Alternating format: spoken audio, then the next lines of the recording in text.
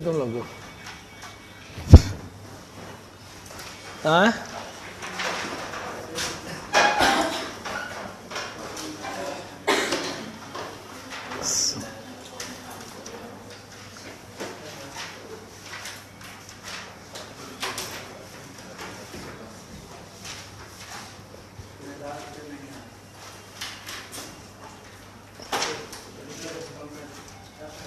हाँ?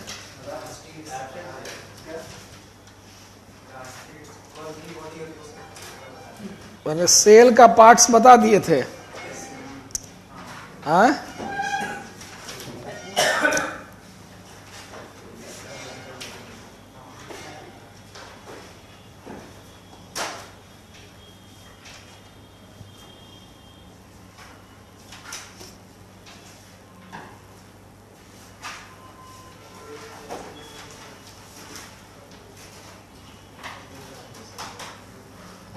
अब आप साइटोप्लाज्म और प्रोटोप्लाज्म में क्या अंतर है बताइए।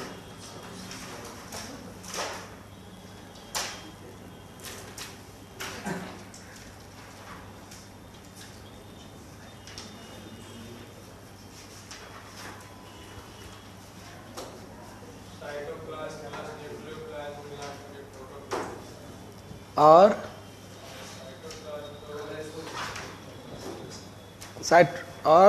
साइटोप्लाज्म किसको कहेंगे?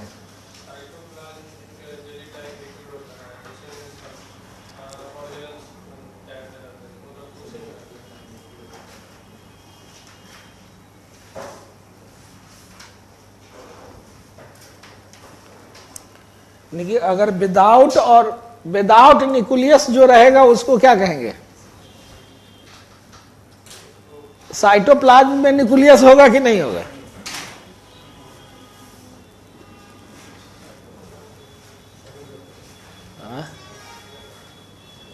नहीं होगा।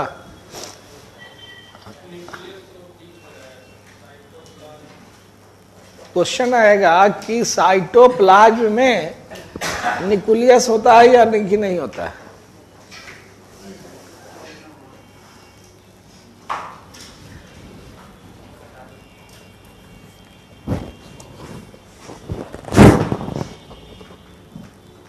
ये कहाँ है?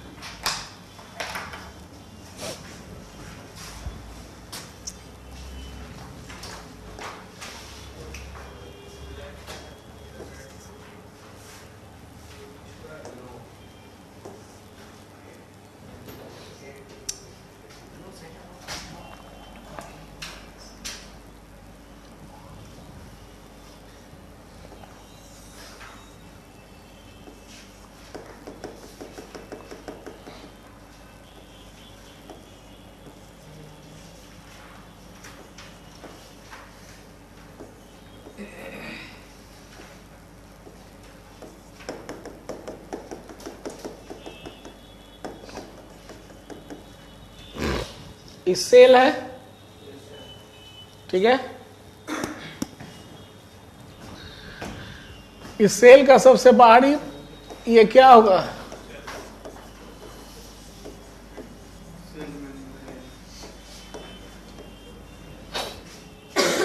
सेल मेम्ब्रेन हो गया। अब आप क्या कीजिए कि ये सेल मेम्ब्रेन हटा दो। हटा दिया, ठीक है। जो बचा वो क्या कहलाया?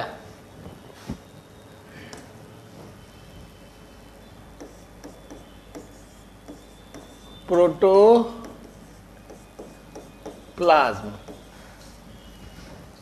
ठीक है। अब इसमें से आप न्यूक्लियस हटा दो ना। जो बच गया वह कहलाएगा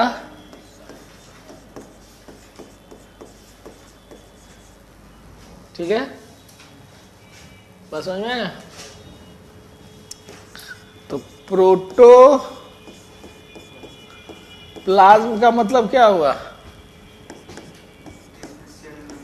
साइटो प्लस प्लस न्यूक्लियस और साइटोप्लाज्म का मतलब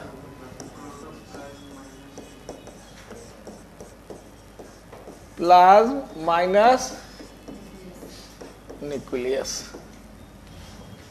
नहीं, साइटोप्लाज्म में न्यूक्लियस नहीं होगा। हो गया?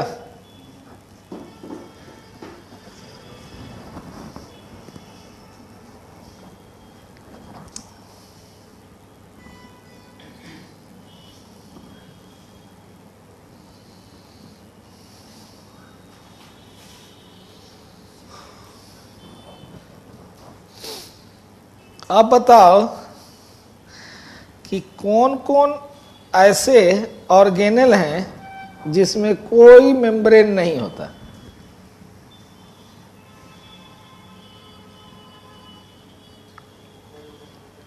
हाँ,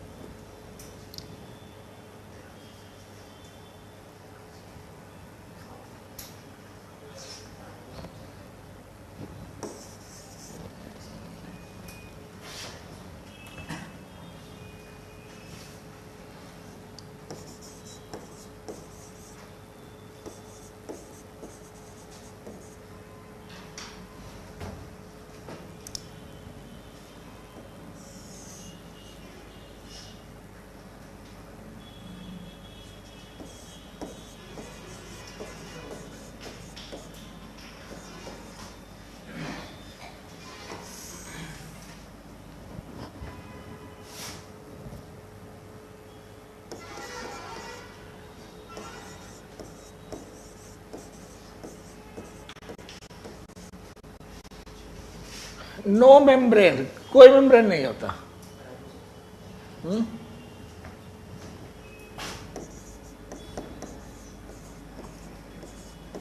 और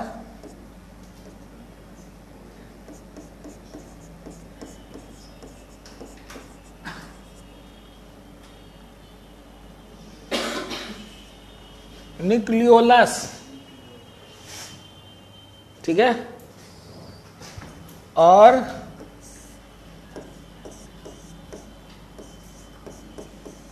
सेंट्रियोल, ठीक है, इसमें न्यूक्लियस नहीं होता। सॉरी, उसमें मेम्ब्रेन नहीं होता।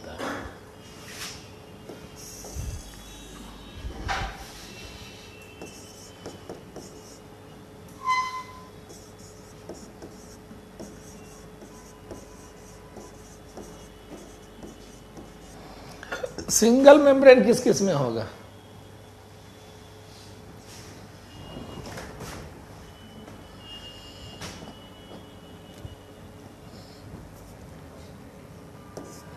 ER का मतलब क्या हुआ?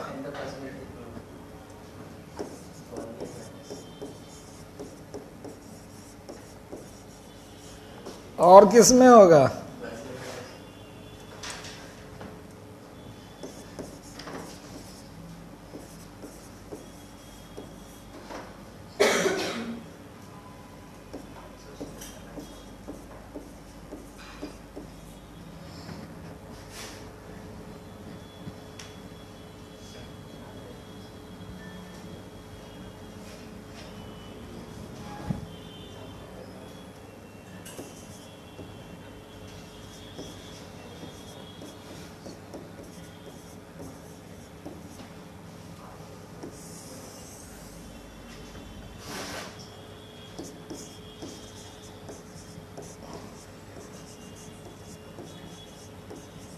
और डबल मेम्ब्रेन किस में होगा?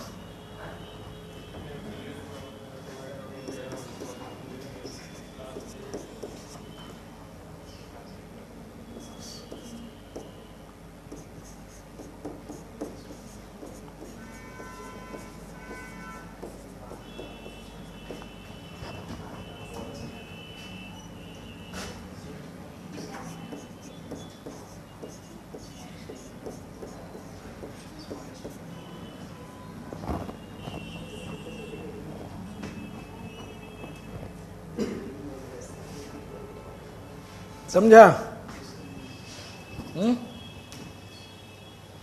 इसको उतारना है।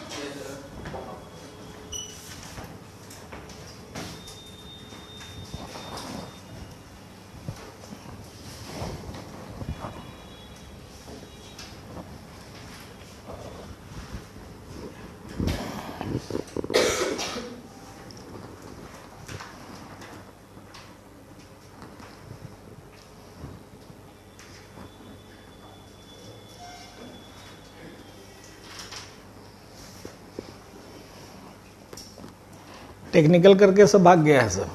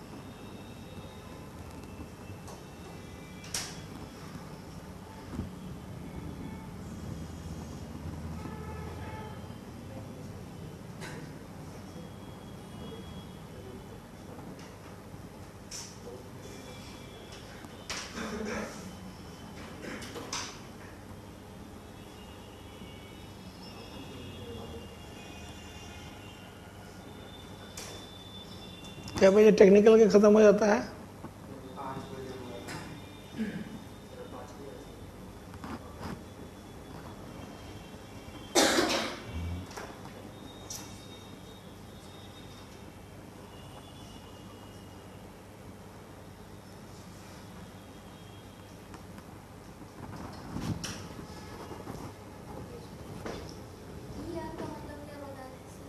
इंडोप्लाज्मिक रेटिकुलम पढ़ाए होंगे, याद करो। इंडोप्लाज्मिक रेटिकुलम, ठीक है, दिया रहेगा क्वेश्चन में कि which of following is double membrane organelle.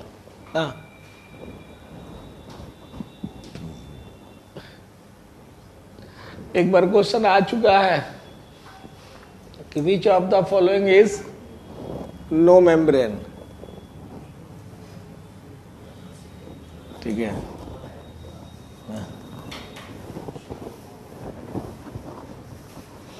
हो गया?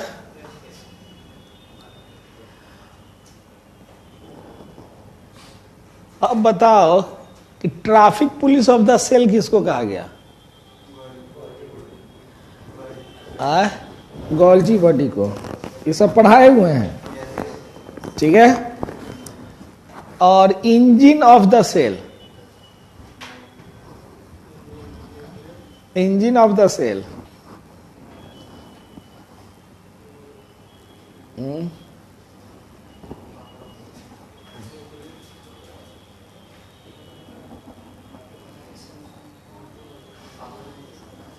Ribosome. Engine of the cell ribosome, ठीक है। और brain of the cell nucleus, ठीक है। और सेल विद इन सेल किसको कहा गया? सेल विद इन सेल कौन माइटोकॉन्ड्रिया को? अरे जिस माइटोकॉन्ड्रिया के पास अपना डीएनए हो, नहीं, जिस माइटोकॉन्ड्रिया के पास अपना डीएनए हो उसी को कहते हैं सेल विद इन सेल।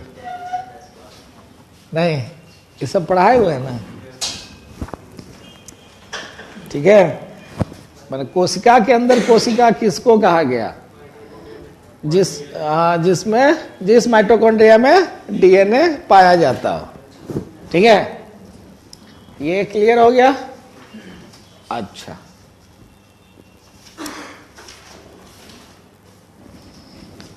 अब आप लोगों को सेल का सारा ऑर्गेनल पढ़ा दिए ना।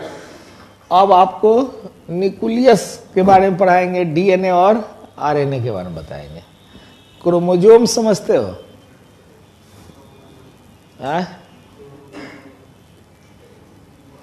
गुणसूत्र,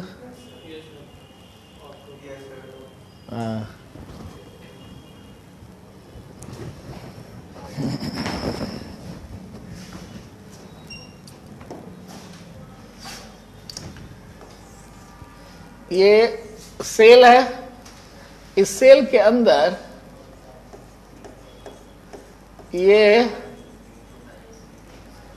न्यूक्लियस है।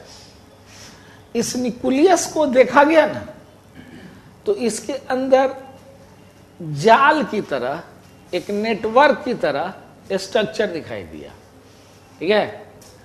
उस जाल को कहा गया क्रोमेटिन नेटवर्क। ये क्रोमेटिन नेटवर्क कहां दिखाई दिया? अभी ये कहां चल रही?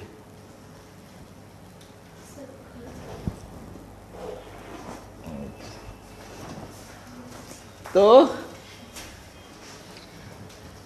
इसके अंदर जाल की तरह स्ट्रक्चर दिखाई दिया। ये जो जाल की तरह जो स्ट्रक्चर दिखाई दिया ना, इस स्ट्रक्चर को क्या कहा? और इस क्रोमेटिन नेटवर्क का जो एक थ्रेड था, थ्रेड, ठीक है, जिस थ्रेड से बना हुआ था, उस थ्रेड को कहा गया क्रोमोजोम।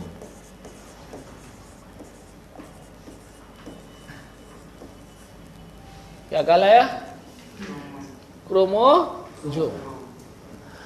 और इस क्रोमोजोम की स्ट्रक्चर जो था वो ऐसा था, ठीक है। इसमें दो पार्ट नजर आ रहा है। एक पार्ट को कहा गया क्रोमैटिड। क्या कहलाया? तो एक क्रोमोजोम्स में कितने क्रोमैटिड?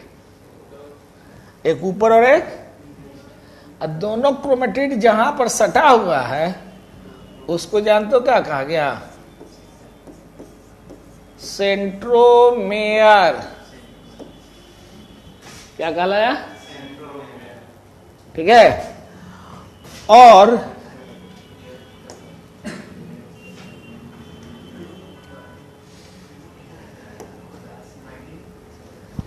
इसमें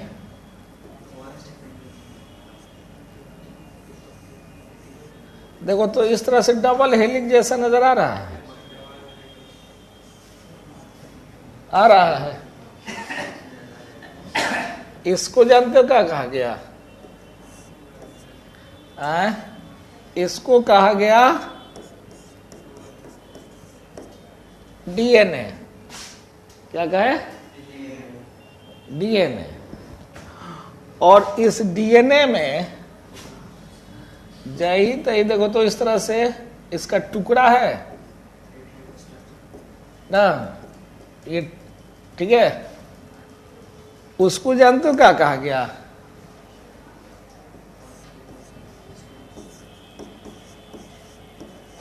जीन। क्या कहलाया? जीन। जीन क्या है?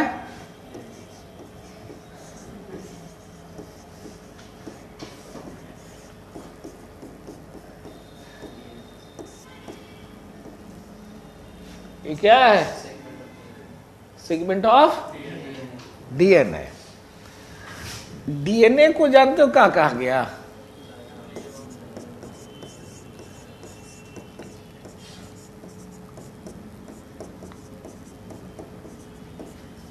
क्या कहलाया ना? और जीन को क्या कहा गया?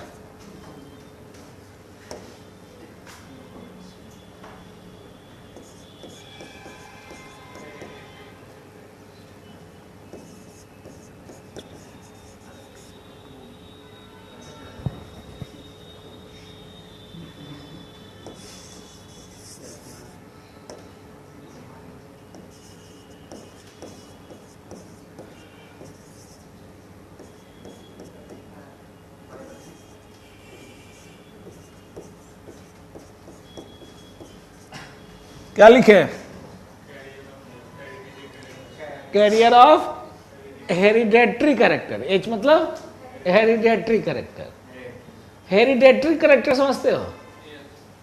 जो माँ बाप से, दादा दादी से जो लक्षण हम लोग के बॉडी में आता है ना, मैंने एक जनरेशन से दूसरे जनरेशन में जो कैरेक्टर ट्रांसफर होता है उसी को हेरिडेटरी कैरेक्टर कहते हैं।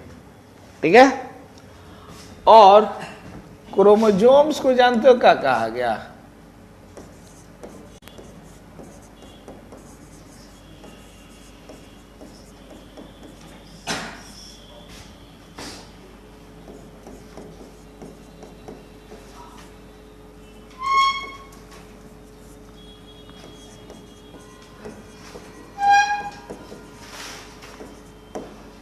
क्या कहलाया?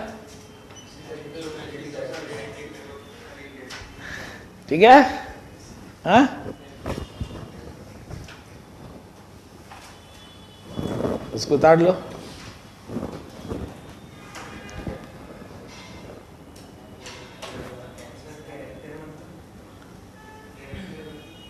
लक्षण, गुण, जैसे लोग कहता है ना कि देखो ये मम्मी की तरह इसका नाक है, पापा की तरह घुंघराला बाल है ना, दादा की तरह इसका आंख है ना। तो आंख का जो कैरेक्टर है, बड़ा होगा, छोटा होगा, काला होगा, भूरा होगा ना, वही आंख नजर आया पोता में। ठीक है? तो ये जो लक्षण आ रहा है वह उसी लक्षण को कहेंगे ना। चेहरा मोहरा एकदम दादा की तरह है। ठीक है? तो दादा का जो लक्षण था वो किस में चला गया? पोता में नहीं। ठीक है? लक्षण दो तरह का होता है, कैरेक्टर दो तरह का है, एक बायोलॉजिकल और दूसरा एक्वायर्ड ना। बायोलॉजिकल कैरेक्टर जो होता है वही ट्रांसफर होता है, और एक्वायर्ड कैरेक्टर, जैसे एक्वायर्ड कैरेक्टर किसको कहेंगे? कोई आदमी अपना प्रैक्टिस करके खुद किया हो, जैसे माँ बाप दुबले पतले थे, अब इतना एक्सरसाइज किया, इतना किया कि बॉडी बिल्डर बन गया। तो बॉडी बिल्डर बना तो उसका शरीर बहुत मोटा ताजा हो गया ना। तो वह एक्वायर्ड कैरेक्टर है कि बायोलॉजिकल कैरेक्टर? तो एक्वायर्ड कैरेक्टर ट्रांसफर नहीं होगा ना। ठीक है? बायोलॉजिकल कैरेक्टर, माँ बाप की उंगली लंबी लंबी थी, बच्चा का भी उंगली लंबी लंबी होगी। किसी का देखो अंगूठा वह आधे रहता है, छोटा छोटा अंगूठा है, बायोलॉजिकल कैरेक्टर है ना। अब कोई क्लीन सेव रहना बायोलॉजिकल कैरेक्टर है कि एक्वायर्ड कैरेक्टर? दाढ़ी मोछ का आना बायोलॉजिकल ना हो। नहीं आता है तो उसके माँ बाप में भी नहीं आता होगा। ठीक है? नहीं माँ बाप में हो तो दादा दादी में होगा, नहीं दादा दादी में हो तो नाना नानी में होगा, कहीं ना कहीं से आया ट्रांसफर होकर। कहीं का मतलब है कि सीधा रूट से, हाँ, यही नहीं कि चाचा से आ जाए, तब तक घर में रोज मार होगा। हाँ? नहीं, हाँ, दादा दादी हो सकता है, नाना नानी चाचा चाची से हो सकता है। हाँ।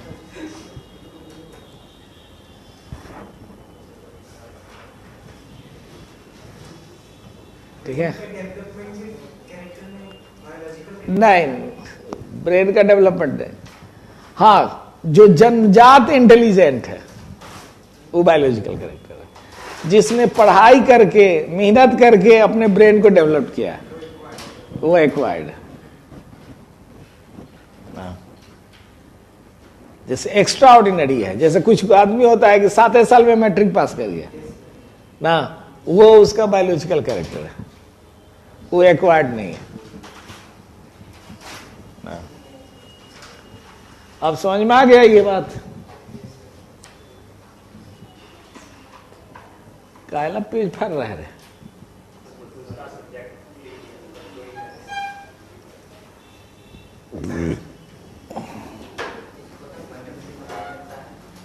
हो गया?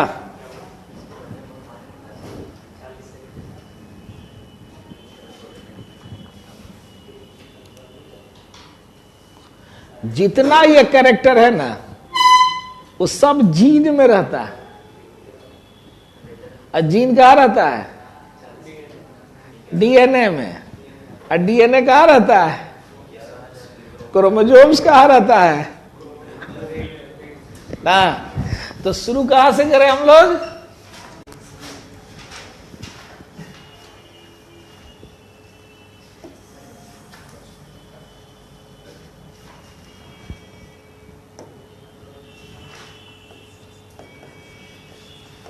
जीन से, डीएनए से,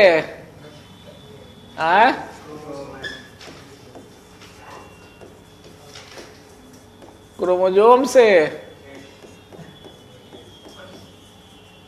न्यूक्लियस से,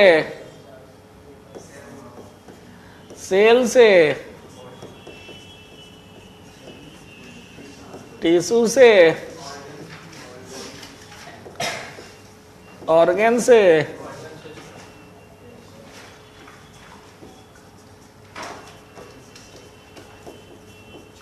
और ऑर्गन सिस्टम से,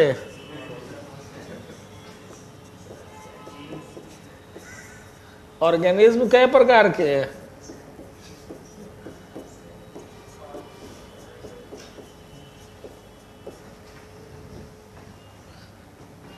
यही न है?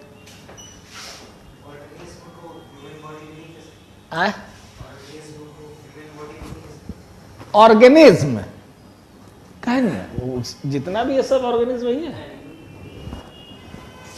ऑर्गेनिज्म का मतलब हुआ हिंदी में जीव, लिविंग। और लिविंग 2 तरह का होता है। तो एनिमल में ना आ गया। मैंने जो सोशल एनिमल नहीं पढ़े हो ना। एनिमल का मतलब जानवर नहीं, एनिमल का मतलब प्राणी। ठीक है?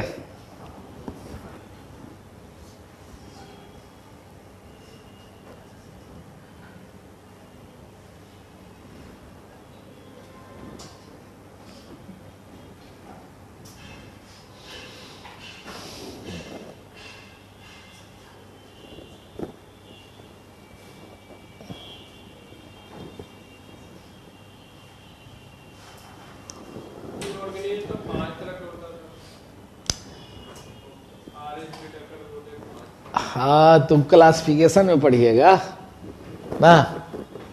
वो जो 5 तरह के बांटे ना, तो उसमें से प्लांट था, एनिमल था, उधर प्रोटिस्टा और मोनेरा ना, फंगी, फंजाई ना। तो फंजाई भी तो प्लांट है ना।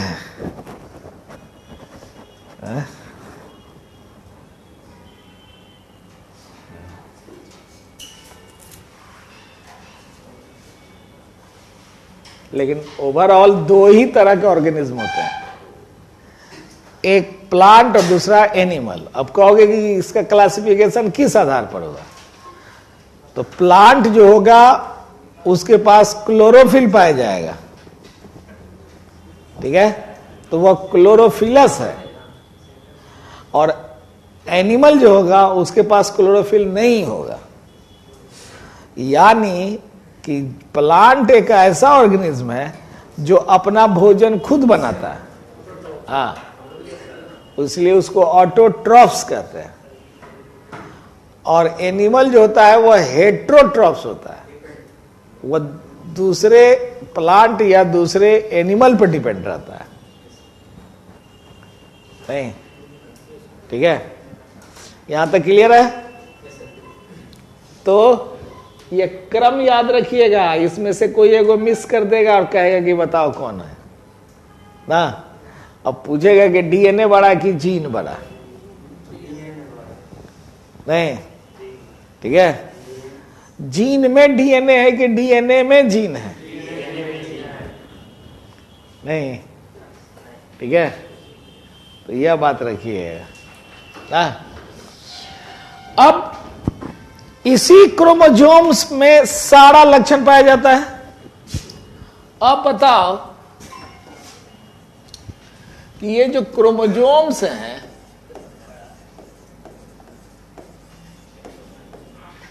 ये क्रोमोसोम्स दो तरह के होता है। कौन कौन?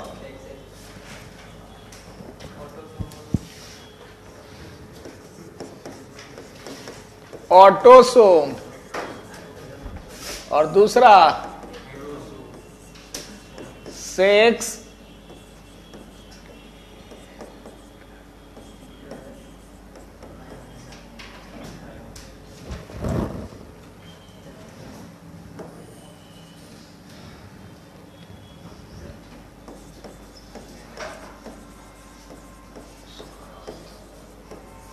कै तरह के पाया गया जी? दो तरह के। एसी चला रहा है सबका? बंद करो। क्रोमोसोम्स कै तरह के हो गए? कौन कौन? ऑटोसोम क्या करेगा पता है? ऑटोसोम जो है ना, वह बॉडी के ऑर्गन के आकार प्रकार का डिटर्मिनेशन करेगा ना। ऑटोसोम में क्या पाया जाएगा कि बॉडी का जो ऑर्गन कैसा होगा ना, डिटरमाइन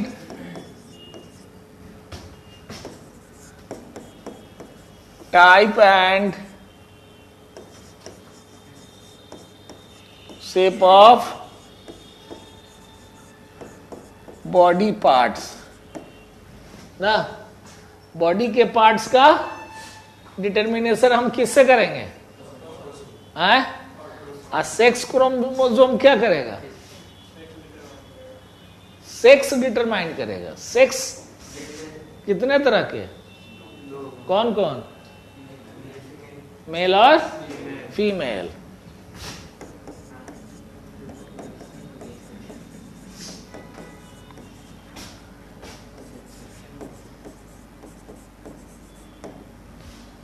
ये किसको डिटरमाइन करेगा?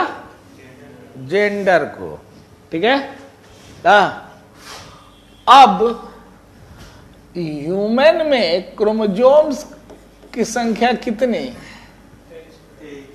है? 23 की 23 जोड़ा है।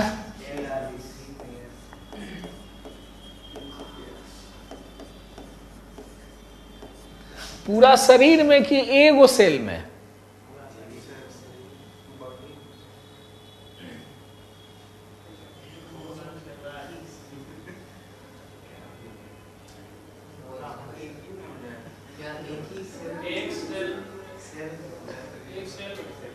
हाँ, 23 लिखा रहता है ना कि ह्यूमन में 23 जोड़ा क्रोमोसोम्स पाया जाता है। तो पूरे बॉडी में 23 होता है कि केवल एक सेल में? वो केवल एगो सेल में ना। आप अपने हाथ से ऐसे वो सेल निकालोगे ना, और में से न्यूक्लियस निकालना, उस न्यूक्लियस में गिनोगे ना तो सब सब सब रहेगा। ओकरा में 23 क्रोमोसोम्स रहे, 23 जोड़ा क्रोमोसोम्स रहेगा, और 23 जोड़ा में से 22 जोड़ा तो केवल यह रहेगा।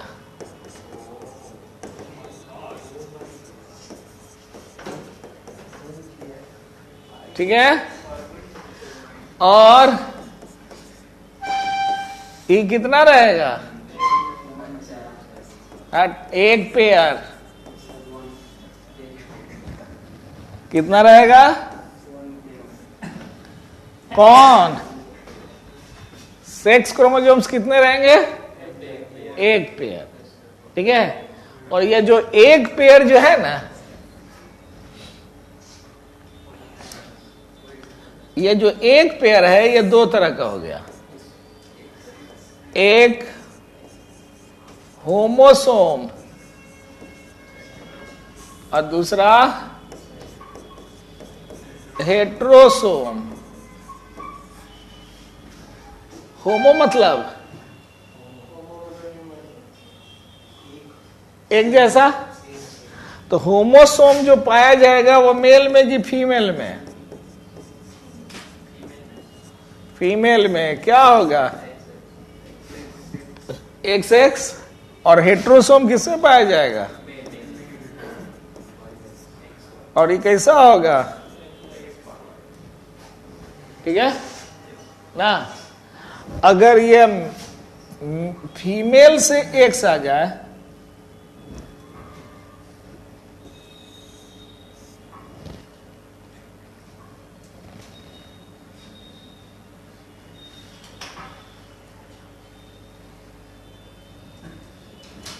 देखो, फीमेल से ये X आ गया, मेल से X आ गया, दोनों मिलेगा तो क्या बन जाएगा?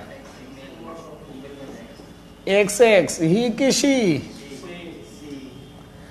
और यहां से X, यहां से Y। ठीक है, ये क्या बना? ही बना।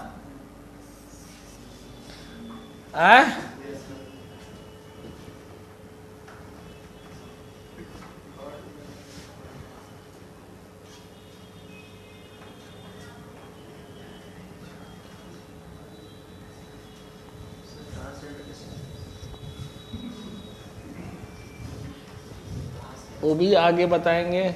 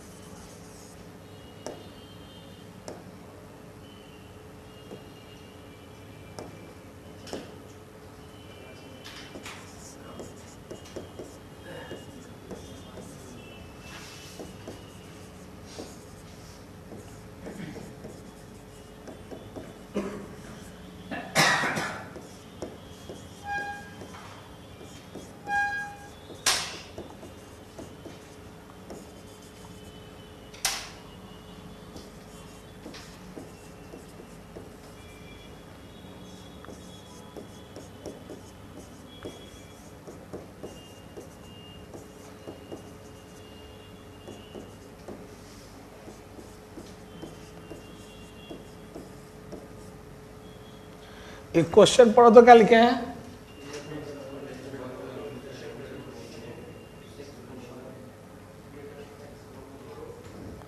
प्रोजेनी, प्रोजेनी मतलब संतान। हाँ ठीक है, ऑप्शन में देखो,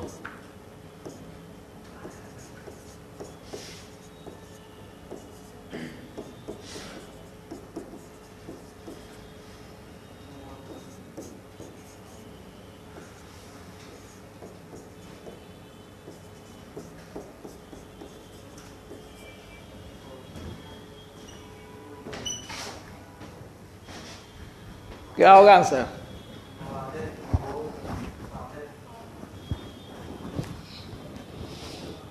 कौन रिस्पॉन्सिबल है कि बोथ?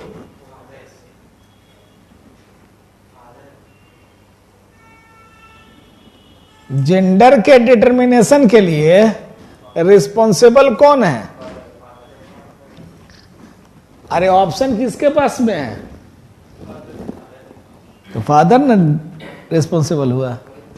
मदर के पास में तो एक्स एक्स है ना। फादर से अगर एक्स आ गया तो बेटी, फादर से अगर वाई आ गया तो बेटा। मदर तो हर हाल में एक्स ही ना देगी, क्योंकि मदर के पास कोई ऑप्शन नहीं है। ठीक है, अब आपको बताना है एक ऐसा एनिमल्स जिसके जेंडर के डिटर्मिनेशन के लिए पिता उसका ये मदर रिस्पॉन्सिबल होता है।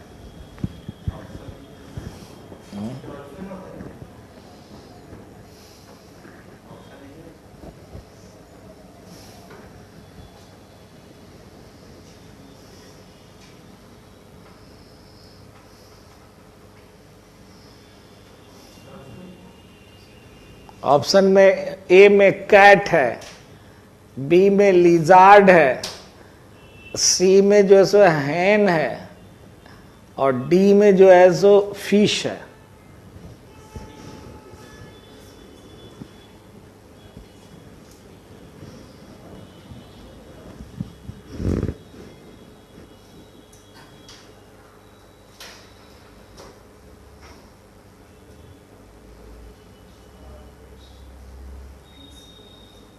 फिश।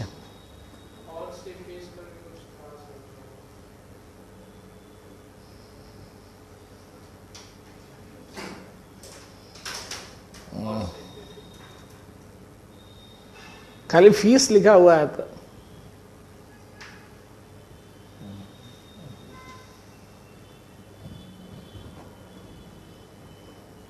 उतार लिया सर। तो जान लीजिए इसका आंसर हो जाएगा हेन। ठीक है, इस दुनिया में जितना बर्ड्स है, इस बर्ड्स में मेल में पाया जाता है होमोसोम और फीमेल में पाया जाता है हेट्रोसोम।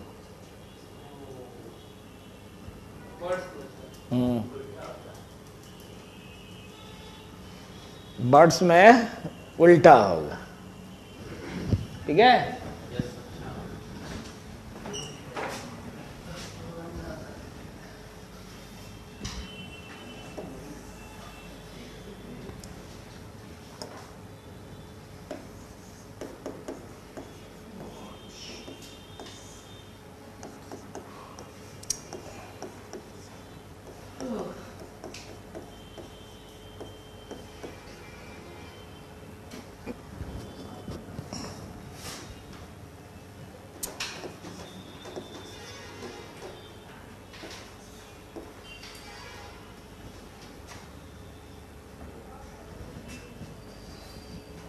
बर्ड्स का क्रोमोसोम्स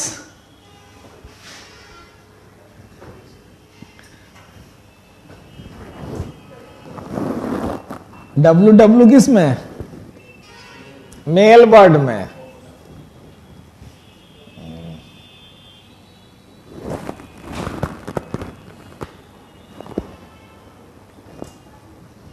अब बताओ कि चूजा होगा कि चूजी, ये किस पर डिपेंड करेगा? मुर्गा पर कि मुर्गी पर?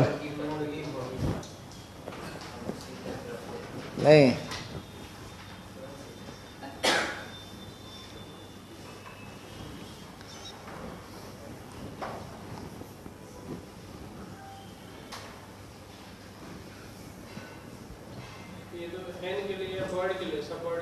Total bird. वो तो मेरे को एग्जाम्पल देके बताया है मुर्गा मुर्गी को ना। ठीक है, अच्छा, किसका जेंडर डिटरमाइन होता है इन्वायरमेंट पर?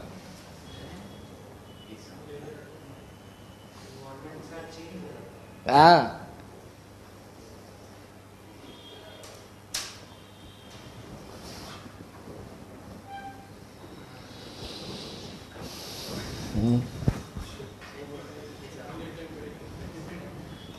टेम्परेचर पर डिपेंड करता है।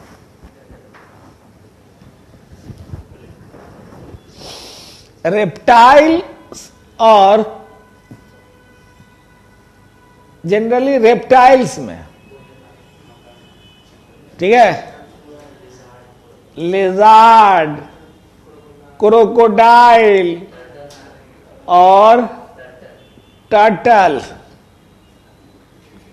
ठीक है, इस सब में इन्वायरमेंट के टेम्परेचर पर डिपेंड करता है।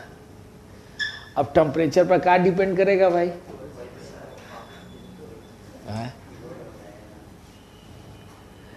अगर अंडा ज्यादा गर्म टेम्परेचर में दे दिया ना, तो अधिकतर मेल जन्म लेगा। ड्यूरिंग हॉट टेम्परेचर ना, मेल जन्म लेगा। और अगर कोल्ड रहा, कोल्ड टेम्परेचर रहा, तो जनरली फीमेल जन्म लेगी, ठीक है। क्रोमोसोम्स के अंदर म्यूटेशन हो जाता है। फ्रॉग में तो एक्सटर्नल होता है ना, हाँ, मैक्सिमम मेल, मेल डोमिनेंसी हर जगह ना। ये सब कैरेक्टर मेल डोमिनेंसी का ना। जिस समाज में फीमेल डोमिनेंसी होता है, उस समाज में जो है इस तरह की चीजें देखी जाती है। तो बर्ड्स में फीमेल डोमिनेंट होती है, मेल डोमिनेंट नहीं होता ना, ठीक है। हाँ, इसलिए हो गया, ठीक है। जितने भी 4 फीटेड एनिमल है, सब में मेल डोमिनेंट होता है नहीं। अब बछड़ा होगा कि बछड़ी होगी, ये सांड और गाय किस पर डिपेंड करेगा? सांड पर, गाय पर नहीं, क्योंकि वहां भी मेल डोमिनेंसी पाया जाता है। लेकिन बर्ड्स ऐसा है ना, जिसमें फीमेल डोमिनेंसी ना। मैक्सिमम काम देखोगे फीमेल बर्ड्स की करती है। घोंसला बनाना, दाना चुग कर ले आना ना, अंडा को हेच करने के लिए फीमेल जो है मेल को कहता है कि लेके बैठा रहो, और नहीं बैठता है तो वो चोंच से मार मार के ठिकेले रहती है। बट अंडा को सेवा, हाँ, सेवा करो। हाँ, आज जब चूजा निकल आएगा ना, तो फीमेले दाना ले आएगी चुनकर और खिलाएगी, और जो दानवा नीचे गिर जाएगा तो मेल उठा उठा गोगरा के खिलाएगा, और नहीं खिलाया तो मार लपर के ठीक कर देगी। हाँ, तो वहां डोमिनेंसी फीमेल का होता है, ठीक है। हाँ, हाँ, कुछ स्नेक में, सब में नहीं, बाकी सब में मेल डोमिनेंट होता है।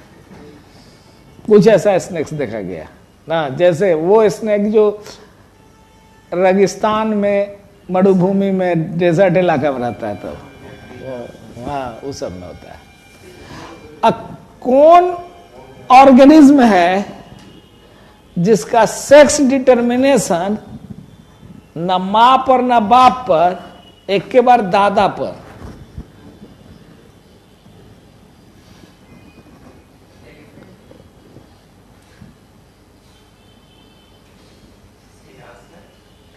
सीधे दादे पर डिपेंड करता है।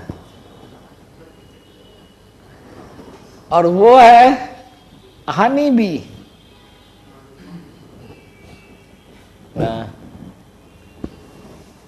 हनी बी में जो है सेक्स डिटर्मिनेशन जो होता है वो ग्रांड पेरेंट्स पर डिपेंड करता है। ठीक है, तो ये सब कुछ विचित्र बातें थी। ठीक है, देखो वो सब खाली गप कर रहा है सब। क्या कर रहा है? अरे ग्रैंड पेरेंट्स पर किसका सेक्स डिटरमाइन करेगा? हनी बी का। ठीक है, क्योंकि हनी बी में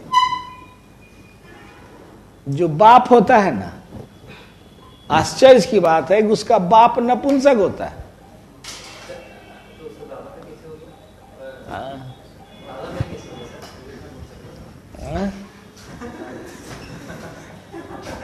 यही तो विडंबना है।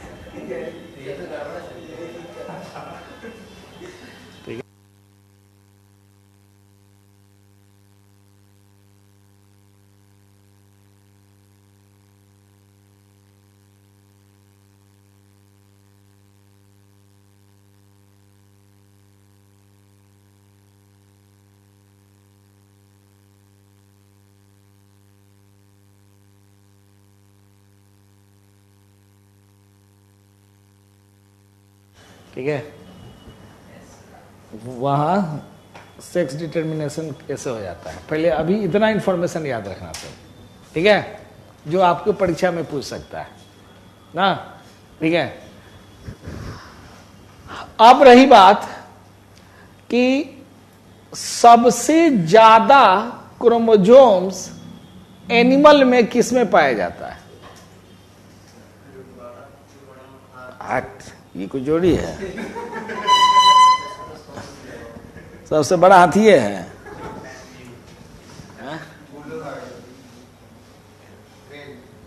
लिखो, maximum number of chromosomes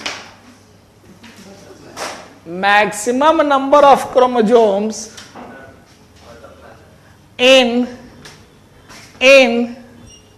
male, in animal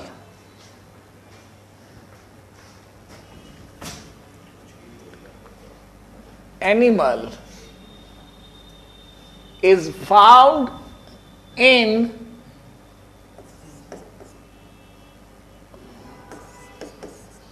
all cantha.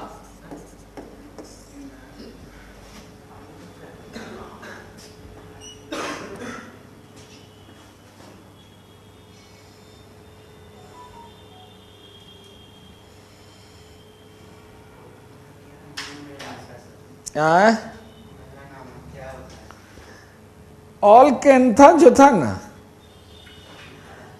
यह एक सिंगल सेल्ड एनिमल था, अब यह खत्म हो गया। ठीक है, अब यह एक्सटेंड हो गया।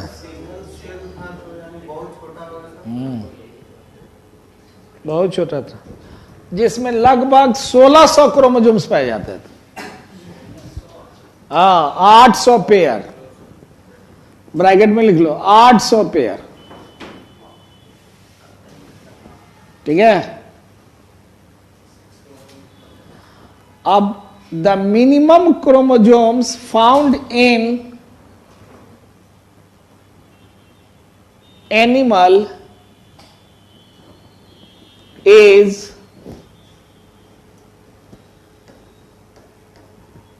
Ascaris.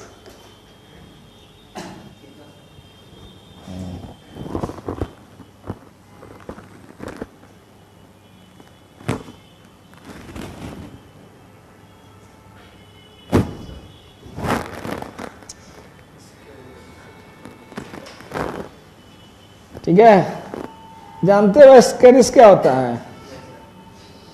ये इंटेस्टाइनल राउंड वॉर्म है।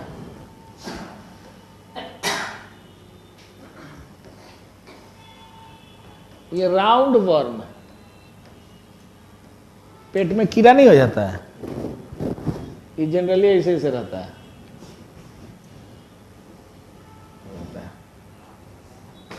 हाँ, ठीक है। बच्चा सबको ये ज्यादा हो जाता है। इसमें एक ही पेयर क्रोमोसोम्स पाया जाता है, 1 pair.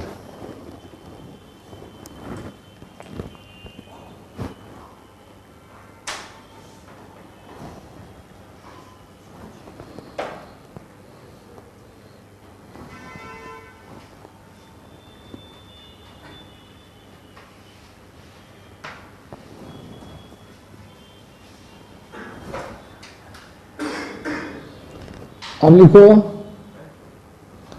Maximum number of chromosomes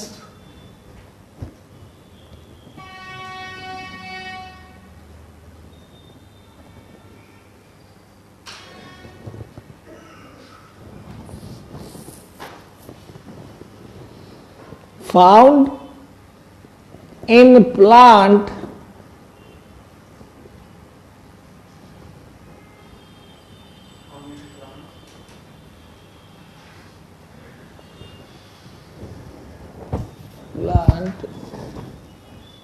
हैप्लोपेपस, और उसका नाम था ऑफियोग्लोसम।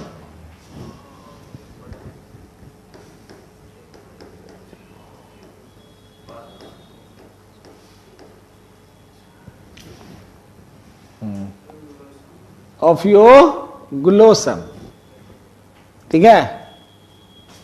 ब्रैकेट में लिख लो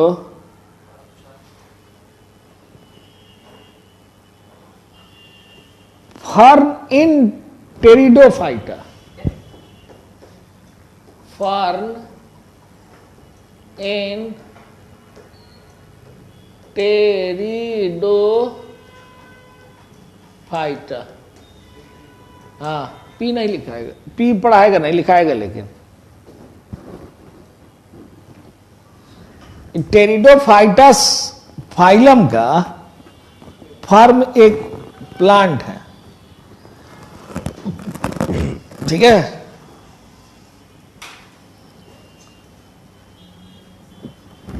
जिसमें नंबर ऑफ क्रोमोसोम्स होगा 1660 है शायद, 1260 नहीं, टोटल नंबर 630 पेयर, ठीक है। ऑफियोग्लोसम हो गया। और minimum number of chromosomes,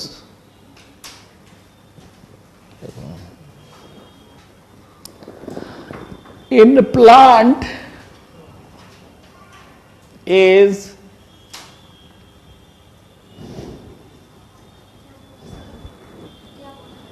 the minimum number of chromosomes in plant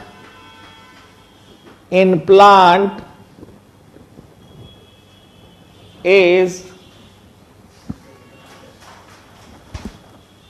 haplopappus,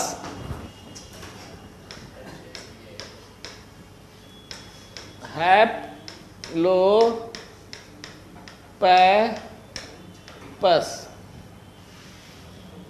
ठीक है। जानते हो हैप्लोपैपस क्या है?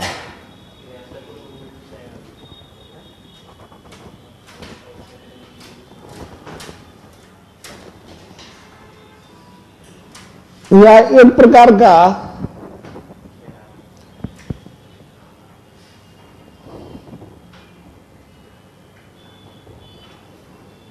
तुम लोग गांव में देखा होगा इस तरह का फूल,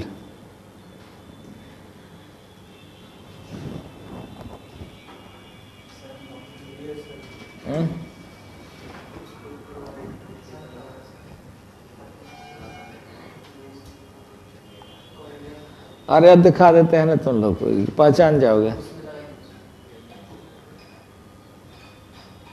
आई देखो, कटीला जैसा होता है ना, और उजला या पीला रंग का फूल खिलता है। हाँ हाँ, हाँ हाँ हाँ ना, कटैला होता है वो ना, तो उस तो नंबर ऑफ क्रोमोजोम्स उसमें हो जाएगा 2 पेयर, 2 पेयर।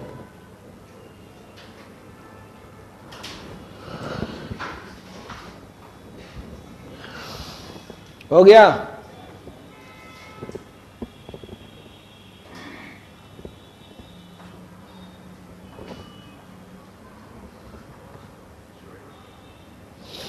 ये कहानी हो गई किसकी?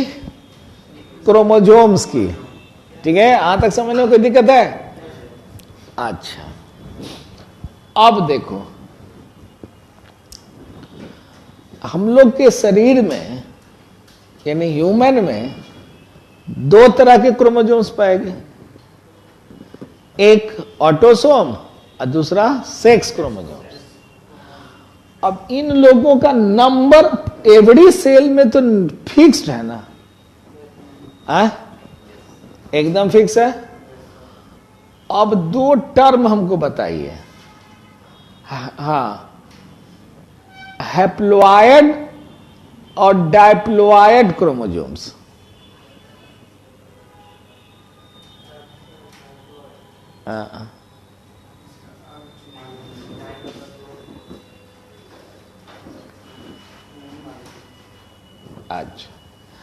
अच्छा, ह्यूमन के एक स्पर्म में या एक ओवम में कितने क्रोमोजोम्स होंगे?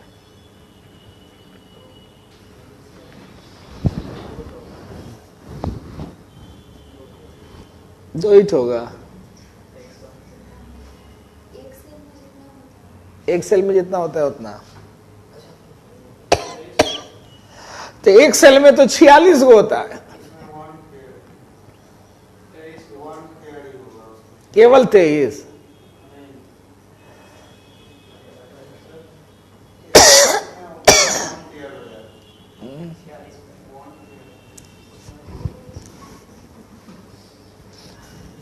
देखो, आपके उंगली का जो सेल है ना, उसमें 23 जोड़ा होगा। इस 23 जोड़ा में से आपके उंगली में जो सेल है उसमें से 23 को क्रोमोजोम्स आया है मां से और 23 को क्रोमोजोम्स आया है फादर से ना। तो हमारे बॉडी पार्ट्स में जो सेल पाए जाएंगे उसमें कितने क्रोमोजोम्स होंगे? प्रत्येक सेल में 46। लेकिन स्पर्म और ओवम चाहे किसी का हो, उसमें हाफ सेट पाया जाएगा, यानी कि 2 सेट हो गया, एक सेट मदर से और एक सेट फादर से, 2 सेट हुआ तब ना पेयर बना।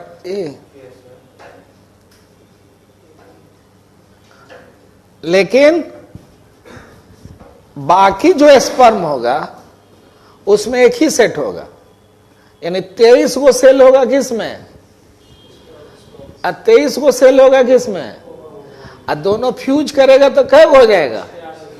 तो वह इंसान बनेगा ना। अगर स्पर्म में भी 46 रहता, ओवम में भी 46 रहता और दोनों फ्यूज करता तो क्या बनता?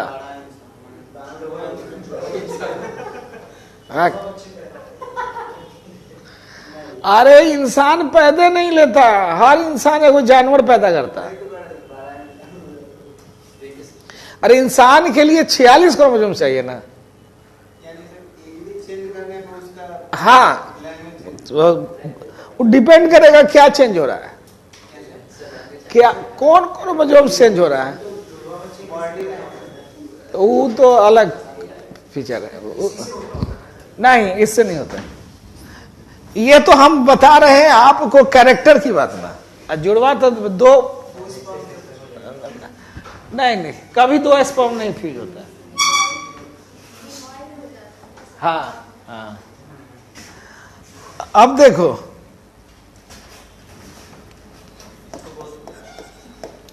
Number of chromosomes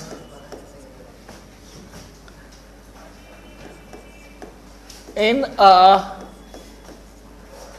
sperm is equal to 23। ठीक है, अब इस 23 में 22 क्या रहेगा और x या y,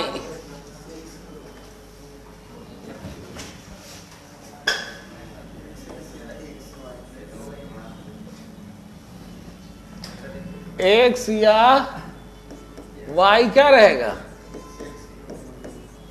सेक्स क्रोमोसोम। ठीक है, नहीं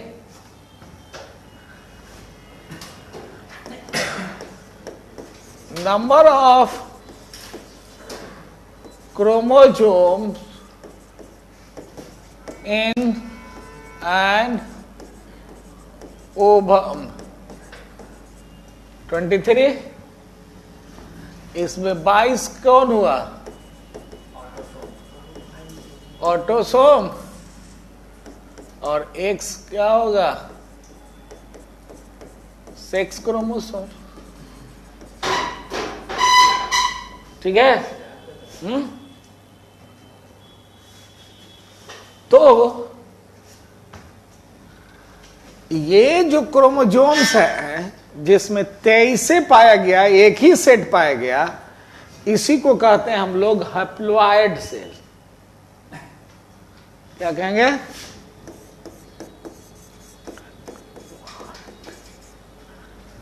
हैप्लॉइड क्रोमोसोम्स।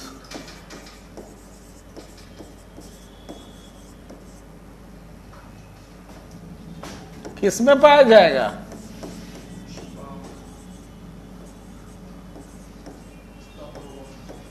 ओवम में नहीं। ठीक है,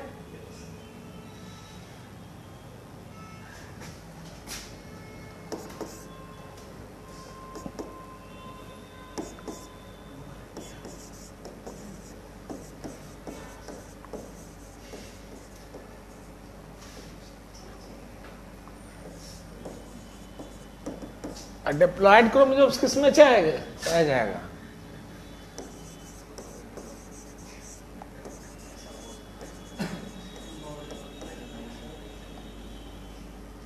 ठीक है। हाँ, और किस में,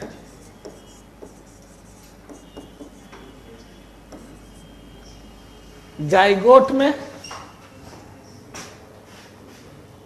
ठीक है,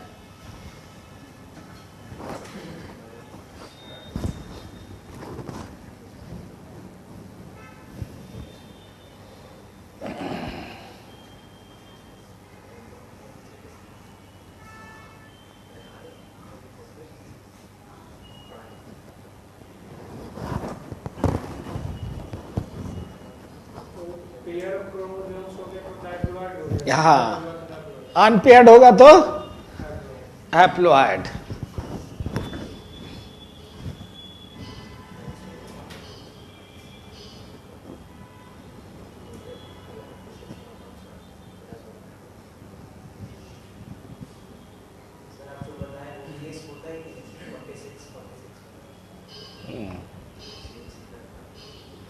कभी ऐसा हो ही नहीं सकता। समझ में आया?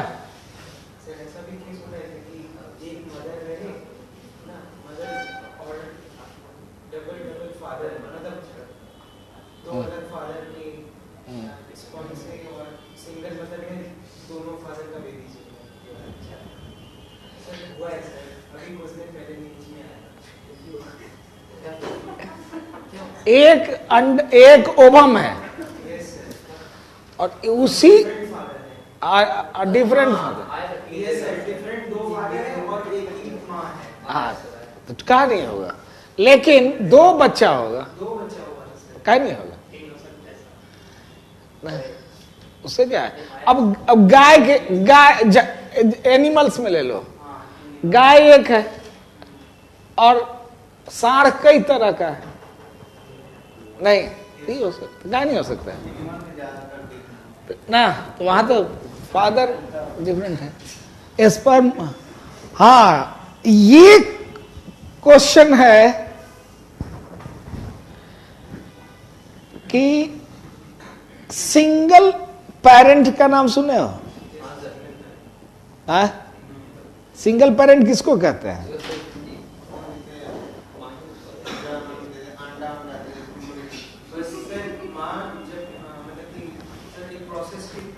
हाँ, भारत में सिंगल पेरेंट का नाम बताओ।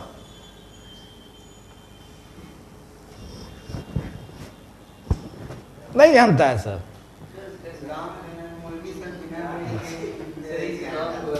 अरे हम मनुष्य की बात करें, तू मुर्गी की फिर में चला गया। रवीना टंडन सिंगल पेरेंट है, रवीना टंडन। नहीं गोद नहीं, आप बच्चा जन्म दिया था। अरे अपना बच्चा जन्म दिया है विदाउट हस्बैंड। ओह, स्पर्म तो बैंक में मिलता है, जाके ले आइए। नहीं, हाँ तो बाप होगा, लेकिन वो नहीं। उसी तरह से ये क्या कहते हैं, तुम्हारा सिंगल पेरेंट्स जो है, वो कौन है जो दिल वाले दुल्हनिया ले जाएंगे बनाया था फिल्म, करण जो है, ये सिंगल पेरेंट है। जितेंद्र का बेटा और बेटी दोनों, ठीक है। एक वो बेटा, जितेंद्र हीरो है ना, उसका एक वो बेटा एक वो बेटी है, एकता कपूर ना। अब बेटा का नाम शायद तुषार कपूर। ये सब ब्याह शादी नहीं किया, लेकिन सबके पास में बच्चा है, ये सिंगल है। तो सिंगल पेरेंट समझ में आया? ठीक है। सिंगल पेरेंट क्या करता है कि अगर मेल है, वो अपना स्पर्म जो है सो किसी को दिया और किसी से ओवम ले लिया। अरे ये गलत बात है, या तो हम बोले तो सुनो, आना तो तुम बोलो, हम ही सुनने के लिए आते हैं रोज ना, हम ही रोज सुनने के लिए तुम लोग बताएंगे, ठीक है। तो उसको ट्यूब में रखकर फर्टिलाइज किया जाएगा। ट्यूब में रखकर क्या करेंगे? फर्टिलाइज करेंगे। फर्टिलाइज करने के बाद 10 सप्ताह के बाद, ठीक है, वो किसी न किसी मदर को, किसी न किसी महिला को रेडी किया जाएगा और कहा जाएगा कि तुम इस बच्चा को अपने पेट में पाल लो, ठीक है। तो वो सरोगेट मदर कहलाएगी, ठीक है। अंदर भेजने के लिए उसका जो है सो ट्यूब होता है, इंजेक्ट करके भेजा जाता है, उसी को कहा जाता है भैया, ठीक है। इंजेक्ट कर दिया जाएगा। आप देखो, तो तुषार कपूर भी वही किया, एकता कपूर भी वही की, ठीक है। डबल पेरेंट्स तो समझ ही रहे हो, हम लोग डबल पेरेंट्स के संतान हैं, ठीक है। अब हुआ ट्रिपल पेरेंट आ गया। मदर एक, फादर 2। नहीं वो नहीं, ट्रिपल पेरेंट, वो तो अलग अलग स्पर्म न दिया, नहीं। यहां 2 मेल का स्पर्म को एक फीमेल के ओवम में फ्यूज कराया गया, वो कहलाता है ट्रिपल पेरेंट्स। अब ट्रिपल पेरेंट्स का कंसेप्ट आ गया, ठीक है। और ट्रिपल पेरेंट्स क्या है, इसको एक क्लास लगेगा तो आपको बता देंगे, लेकिन ना, ठीक है। तो जुड़वा भी बताएंगे कि जुड़वा कैसे बनता है, और जुड़वा कितने प्रकार का होता है? हाँ, ट्रिपल पेरेंट्स के बारे में रहता है कि क्या ट्रिपल पेरेंट संभव है या नहीं। मैकेनिज्म आपको नहीं पूछेगा, लेकिन ये संभव है। ठीक है, कुछ जेनेटिक डिजीज को ठीक करने के लिए ट्रिपल पेरेंट्स संतान जन्म दिया जाता है ना। कुछ जेनेटिक डिजीज ऐसा है जिसको ठीक करने के लिए हमको ट्रिपल पेरेंट्स की जरूरत पड़ती है। ठीक है, क्योंकि बाप में तो दोष था, फिर बच्चा जन्म लेता, फिर बच्चा को वही बीमारी हो जाती। उस बीमारी को ठीक करने के लिए संतान भी उसी का होना चाहिए, लेकिन वो ठीक हो जाए तब उसके लिए फिर दूसरे मेल का स्पर्म लेना पड़ता है। ठीक।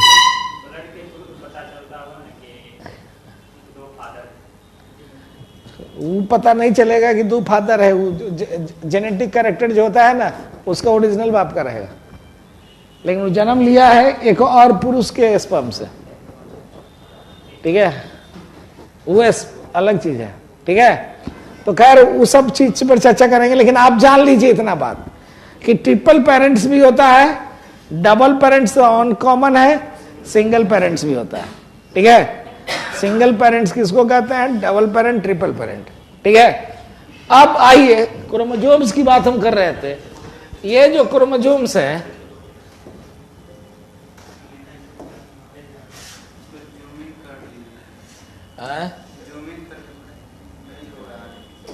जूमिंग का मतलब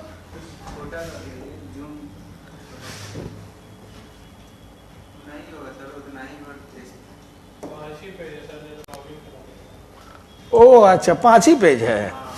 अच्छा, छोटा कर दे, चाहे हम स्लाइड नहीं करते।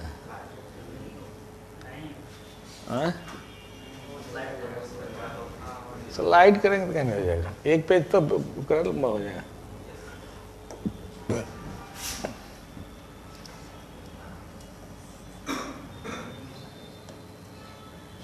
देखो,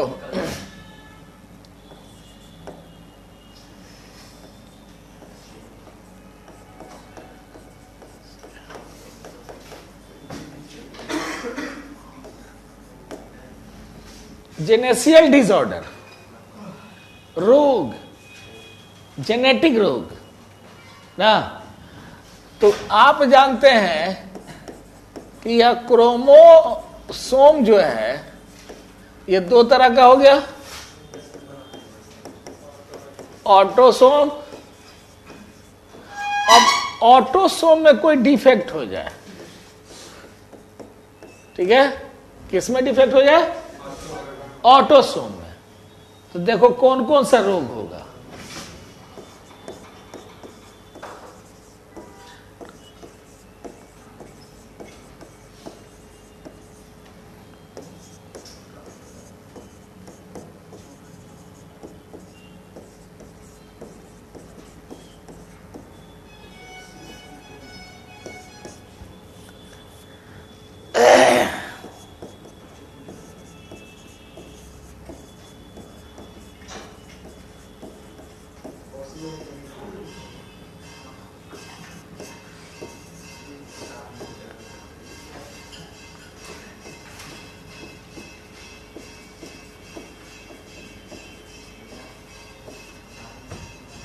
ठीक है, और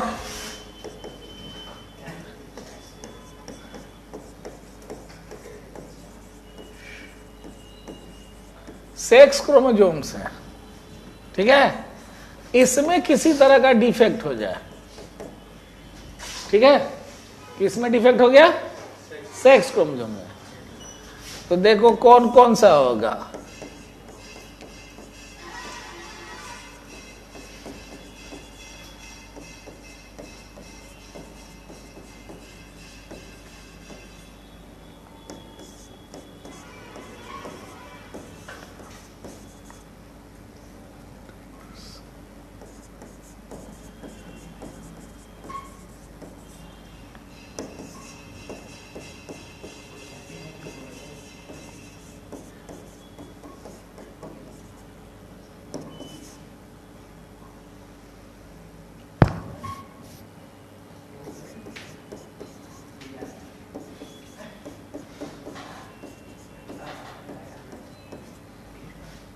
यही है दोनों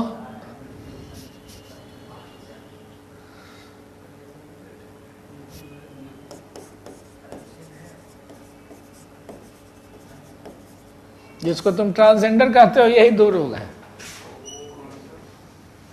क्लीनी फिल्टर, इसको लीनी फिल्टर्स पढ़ोगे, के साइलेंट होता है। टर्नर सिंड्रोम,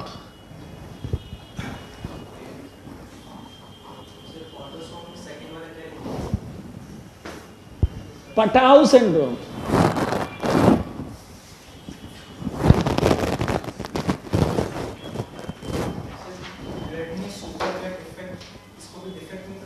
नहीं, डिजीज है वो।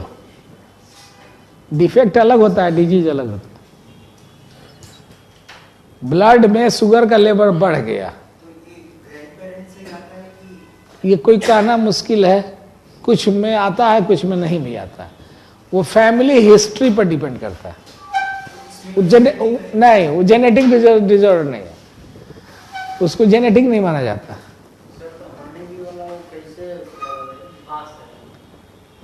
सब बता देंगे, एक के दिन हो जाएगा। हाँ हाँ, बता देंगे।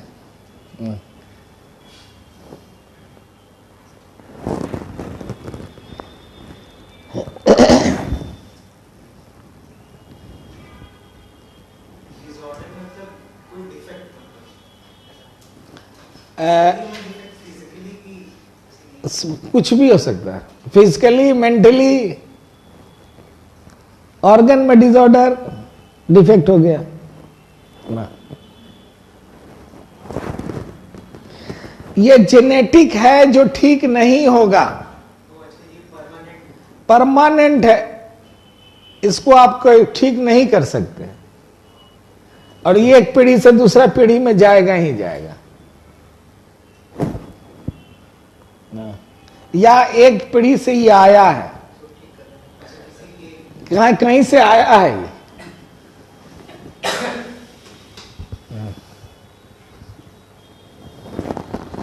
इसको जेनेटिक डिजीज भी कहते हैं ना, जो हम अपने पूर्वज से प्राप्त किए।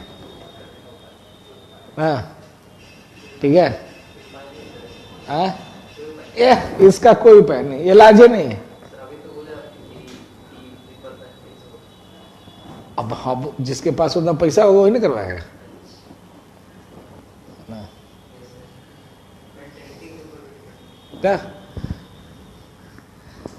एगो जीन को बदलना है, डीएनए को हमको बदलना है, कितना टफ काम है। एगो तो तुम सेल को छू नहीं सकते, देख नहीं सकते, और उसके अंदर जो है सो न्यूक्लियस है। ये वो पिन चुभाओगे ना, 70 से 80 सेल डैमेज हो जाएगा। अब उकरा में वो पॉइंट की तरह स्ट्रक्चर है जिसको न्यूक्लियस कहते हैं, और उस न्यूक्लियस में 46 गो क्रोमोसोम्स है, और उस 46 क्रोमोसोम्स में करोड़ों की संख्या में जीन है, जीन। ठीक है। एगो जीन का वो तो देखना पड़ेगा ना कि कौन जीन में डिफेक्ट है, वो जीन को निकाला जाएगा, फिर दूसरा जीन उसमें ट्रांसप्लांट किया जाएगा, अच्छा वाला जीन लाकर डाला जाएगा उधर। हाँ, ये पॉसिबल है, सक्सेस है, हुआ है, ऐसा हुआ है तब ना साइंस कह रहा है।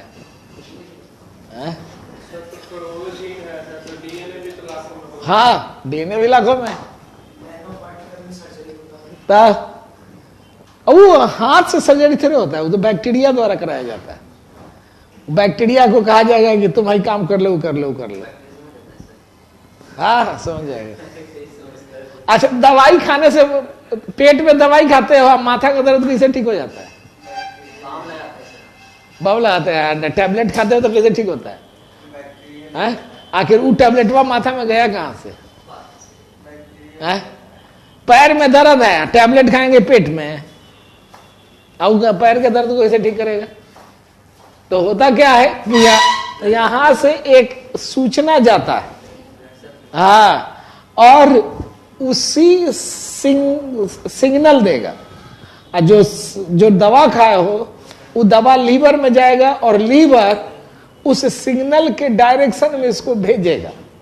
ये देखो वहां सिग्नल दे रहा है, हाँ वहां भेजेगा। ब्रेन नहीं, नहीं नहीं ब्रेन नहीं, लीवर सिग्नल देता है। दवाई खाओगे ना तो सबसे पहले लीवर खराब होगा, अगर बाद में किडनी खराब होगा। नहीं वो तो दूसरा चीज है, सिग्नल दोनों देता है। नहीं वो इलेक्ट्रिकल सिग्नल देता है ब्रेन, ये केमिकल सिग्नल देता है। Liver is the second brain in our body, ये केमिकल सिग्नल भेजता है लीवर। नहीं स्मॉल इंटेस्टाइन में कोई ब्रेन नहीं होता है। नहीं नहीं कुछ नहीं, एक नहीं, नहीं नहीं कुछ नहीं, रिफ्लेक्सेशन नहीं। ब्लड है ना हमारे पास, वो ब्लड लेके पहुंचा देगा लेकिन लीवर केमिकल सिग्नल को ट्रांसमिट करता है। जहर खा लिया दिमाग हमारा बंद हो जाए, शराब पी लिए हमारा दिमाग खुश हो जाए ना, ये कौन भेजेगा? लीवर भेजता है। शराब पी लेने के बाद में लोग क्या झूमने लगता है भाई, तो लीवर जैसे ही शराब पियोगे तो जाएगा स्टोमक में, स्टोमक से जाएगा लीवर में। लीवर करेगा क्या कि उसको छांटेगा, छोटा करेगा, जितना जरूरत है उतना वो भेजेगा। अब वो कहेंगे ये चीज की जरूरत है कहा ब्रेन को, और ब्रेन में एक्साइटमेंट पैदा करो, तो एक्साइटमेंट पैदा करने के लिए ये भेज देगा कहा ब्रेन को, लीवर भेजता है। इसलिए शराब पीने वाले व्यक्ति का सबसे पहले क्या खराब होगा?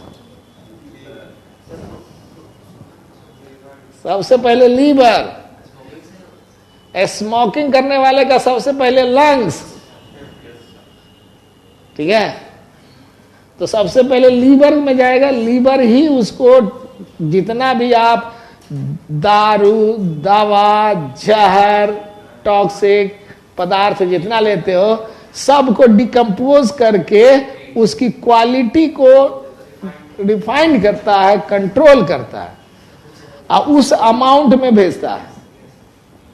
अब टैबलेट आप 500 mg का खा लिए और हमारा जहां दर्द है वहां हमको 100 mg की जरूरत है, ठीक है।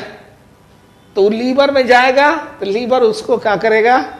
तोड़ेगा और तोड़कर उस 100 mg भेजेगा। अब बच गया कितना mg? और 400 mg को ब्लड को कहेगा ले जाके किडनी में दे और छान के फेंक देगा। तो किडनी पर पड़ेगा नहीं सर, तो ओवरडोज करने से किडनी नहीं खराब होता है। इसलिए लोग मना करता है कि अंग्रेजी दवा ज्यादा नहीं खाओ, क्योंकि अंग्रेजी दवा जो बनाता है ना वो एक स्टैंडर्ड डोज बना लिया और वो जानता है कि डोज अगर हम देंगे ना तो ये छोटका से लेकर बड़का तक को ठीक कर देगा। क्या है भाई? तो लीवर डिटरमाइन करेगा कि स्मॉल अमाउंट में भेजना है कि लार्ज अमाउंट में भेजना है।